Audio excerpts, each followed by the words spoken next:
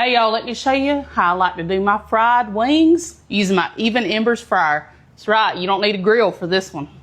All right, we're gonna start filling our Even Embers 12-quart fryer up with oil.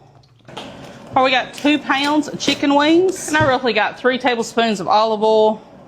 Get that tossed in there and get those wings good and coated. We're just gonna take us a little AP seasoning, just a little salt, pepper, garlic. We're gonna give them a sprinkle. And we're just going to take us a little barbecue rub. It's about a tablespoon on each so far. And then we're going to take us a little seafood seasoning.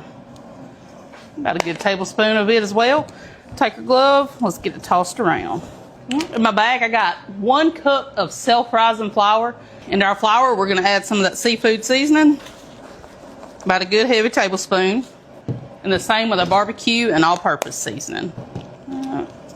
We're just going to close the Ziploc and get that flour mixed up. And take our seasoned wings and get them over into our flour.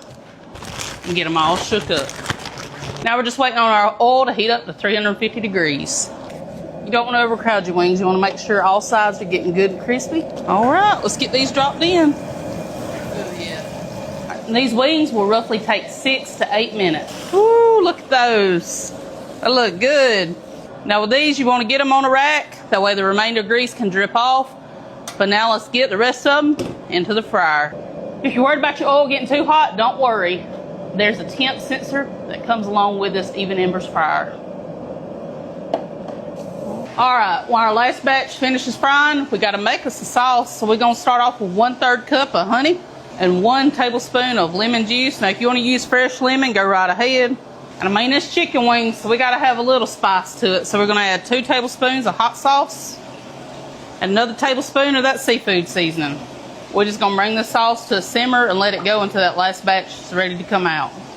All right, we got that last batch out. They've been sitting there dripping off. Let's get them over into a bowl. And now we're going to take our sauce we made, and we're just going to get that drizzled on in there. All right, you know we got to get them tossed. All right, you know it's time to take that bite. Lord of mercy, that's good.